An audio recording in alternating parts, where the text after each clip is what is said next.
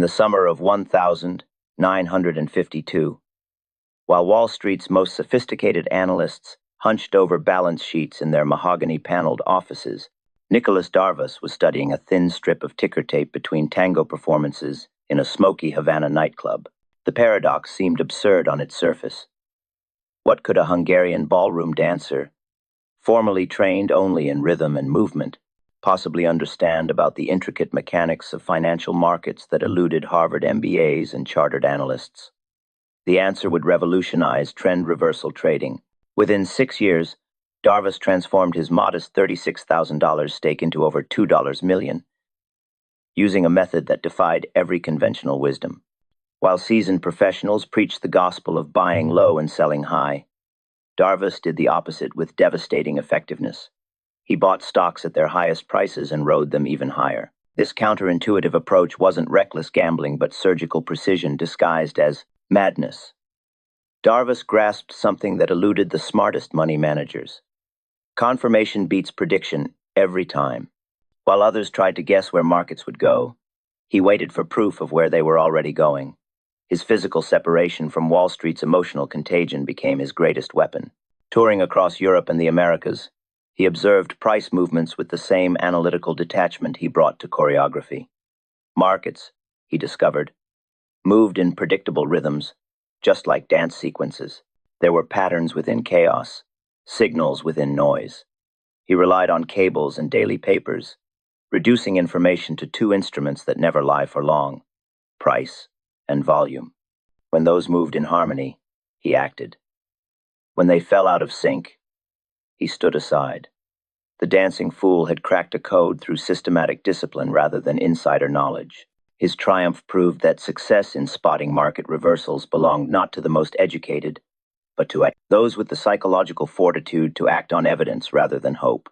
The telegram arrived backstage at Vienna's Staatsoper during intermission, its contents more devastating than any missed step on the ballroom floor. $8,000 had vanished into the Canadian mining speculation that Darvas had chased across 2 continents on nothing more than a fellow performer's whispered tip. Standing in his formal tailcoat, hands still trembling from the demanding waltz routine, he stared at numbers that represented months of grueling performances across European capitals. The loss cut deeper than the money itself. It exposed the dangerous flaw he had been hiding behind charm and optimism. He had been playing a game of prediction while the market demanded a test of discipline. Like a serious dancer correcting a fundamental misstep, Darvas reacted by studying the mechanics rather than nursing his wounded pride. In cramped hotel rooms between performances, he transformed himself from speculator into student. He devoured Jesse Livermore's accounts of market timing, collecting newspapers and clipping price tables with obsessive precision. Line by line, he began documenting not just closing prices but the character of each movement. Wide trading ranges on heavy volume, narrow consolidations during quiet periods, gaps that refused to fill. Patterns emerged from the chaos like choreography taking shape through repetition. He discovered that unusual volume spikes often preceded significant price changes, acting as silent harbingers of trend reversals. The market, he realized, was not random but reflected measurable human psychology, fear, and greed manifesting in predictable patterns that could be studied and systematized. His physical separation from Wall Street's emotional contagion became an unexpected advantage. Telegrams arrived at fixed intervals, preventing the dangerous habit of constant monitoring. He wrote rules in notebook margins and forced himself to obey them with the same rigor he brought to perfecting dance routines. The $8,000 disaster had taught him that markets reward evidence over ego, confirmation over prediction. The revelation struck Darvas during a quiet Stockholm morning, hotel room floor covered with price charts that suddenly revealed their hidden architecture. Stocks didn't wander aimlessly through infinite price ranges, they moved within distinct geometric containers, bounded by invisible walls that contained the action until something powerful enough shattered them completely. These boundaries weren't arbitrary lines drawn by hopeful speculators, but mathematical realities carved by the collective behavior of thousands of market participants. When a stock traded between $18 and $22 for weeks, those levels represented genuine supply and demand equilibrium. Sellers emerged reliably near 22. Buyers stepped forward consistently around 18. The box became a battlefield where opposing forces tested each other's resolve, creating patterns within apparent chaos. Darvas discovered that the most significant trend reversals occurred not during random price movements, but at precise moments when these established boundaries exploded under volume pressure. A stock that had respected its $22 ceiling for 2 months, suddenly closing at 23, on twice normal volume wasn't merely a number. It was a declaration that the fundamental balance of power had shifted decisively. His methodology crystallized around geometric precision and behavioral confirmation. He tracked daily highs and lows with scientific rigor, demanding specific criteria before acting. Base formation lasting 6 to 15 weeks, depth of 15 to 35% from prior peaks, and breakout volume at least double the 50-day average. Volume became his metronome when price finally pressed against the box ceiling. He wanted the beat to quicken with surges that closed in the top fifth of the day's range. He learned to recognize subtle change of character signals that preceded major reversals, declines that compressed with drying volume, rallies that lengthened with closes near box tops, relative strength that slipped its tether to weak indices. Some patterns recurred with uncanny regularity, tight boxes formed near old highs hinting at quiet accumulation. Higher low reversal boxes carved against gloomy market tapes, failed breakdowns that snapped back with authority to trap sellers. Darvas refused to anticipate these moments. He let boxes complete their formation, let pressure build behind the walls, and only acted when price stepped out with convincing volume confirmation. Through this disciplined geometry, he had transformed market analysis from hopeful guesswork into measurable engineering, replacing prediction with proof. Thousands of stocks formed perfect boxes each week, but Darvas learned through the painful experience that geometric beauty meant nothing without underlying power. The market was littered with false profits, neat consolidation patterns that promised explosive moves, but delivered only disappointment. He needed a precision funnel to strain genuine leaders from the vast ocean of pretenders. True leadership announced itself through technical superiority that couldn't be manufactured. While broader markets struggled, his candidates carved fresh 52-week highs with relative strength lines climbing in perfect synchronization. These stocks defied gravity when others surrendered, signaling an inherent strength that institutional money recognized and rewarded through meaningful daily dollar volume. Darvas demanded this sponsorship. Genuine breakouts required serious participation, not speculative froth. Fundamental fuel provided the second filter. He sought companies with accelerating earnings or revolutionary products, but more importantly, he learned to read the market's reaction to news with clinical precision. Stocks that ignored positive developments signaled dangerous distribution, while those that surged despite skeptical headlines revealed powerful accumulation. This became his truth detector when price action contradicted conventional wisdom. He paid attention. Context sealed his conviction. Isolated breakouts often withered, but when 2 to 5 stocks in related industries broke from bases within 20 trading days, it suggested sector rotation with staying power. He favored stocks that had formed their consolidations during prior market weakness, proving their ability to hold ground when conditions turned hostile. Theokol exemplified this filtering mastery. While others saw speculative rocket stock, Darvas identified technical leadership emerging from a proper base, space program fundamentals providing fuel, and volume confirmation that supported the journey from $17 past 100.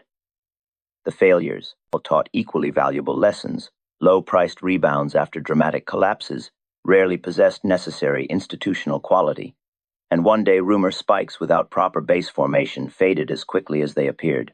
Through this sophisticated screening, Darvas transformed promising chart patterns into high-conviction campaigns, separating authentic trend reversals from countless false signals that trapped less disciplined traders. Darvas approached each entry with the precision of a dancer's first step onto a darkened stage. Nothing extravagant, only what the choreography demanded. When price pressed through the box ceiling on surging volume, he acted with surgical discipline, never anticipating the breakout but waiting for market confirmation. His golden rule remained inviolate. Let price prove its intent through measurable action, then follow with calculated aggression. Risk architecture formed the bedrock of every campaign. Stops lived just below box floors, typically 7 to 10% for mid-cap stocks, tighter for liquid large caps with institutional backing. Each position risked no more than 1% of total capital, creating mathematical certainty that no single trade could inflict serious damage. When stops triggered, he exited immediately without negotiation. The market's verdict was final and non-negotiable. His true genius emerged through pyramid building that transformed initial probes into sustained campaigns. As stocks broke from subsequent boxes, he added 20 to 30% of original size at each confirmed breakout, creating a tower of carefully laid bricks. Each addition raised stops to prior box tops, trailing profits while maintaining upside exposure through systematic conviction building. Tactical signals guided precise timing with clinical accuracy. Shallow pullbacks that respected newly established box tops, quick shakeouts reclaimed within 3 sessions, and volume spikes during advancing weeks paired with quiet action during declines revealed institutional behavior patterns. These whispers of underlying strength separated authentic breakouts from false signals. Managing escalating position sizes demanded psychological evolution as his account expanded from thousands to millions. The temptation for overconfidence or paralyzing fear intensified with scale, but Darvas maintained discipline through unwavering systematic adherence. He treated each trade as a single decision within larger campaigns, never allowing position size to alter fundamental methodology. Through this execution framework, promising chart patterns became sustained, profitable campaigns, proving that tactical precision could multiply strategic insight into extraordinary returns. Darvas learned to feel when the market itself changed character. The way a dancer senses a partner's shift in balance before the step becomes visible. Market bottoms revealed themselves not through dramatic capitulation, but through subtle behavioral shifts that whispered of underlying strength building beneath surface pessimism. His stops, which had been slicing through positions for weeks, suddenly stopped triggering with mechanical regularity. Pullbacks narrowed and lost their vicious edge. The new high list expanded faster than sluggish indices suggested, creating divergence that couldn't be ignored. The 1,957 bear to 1,958 bull transition crystallized these insights into actionable intelligence. While newspaper headlines screamed recession and analysts predicted further decline, electronics companies, aerospace manufacturers, and select consumer franchises surged to fresh highs with conviction that defied prevailing sentiment. These leaders emerged first, carving higher lows, while broader averages carved clumsy basing patterns.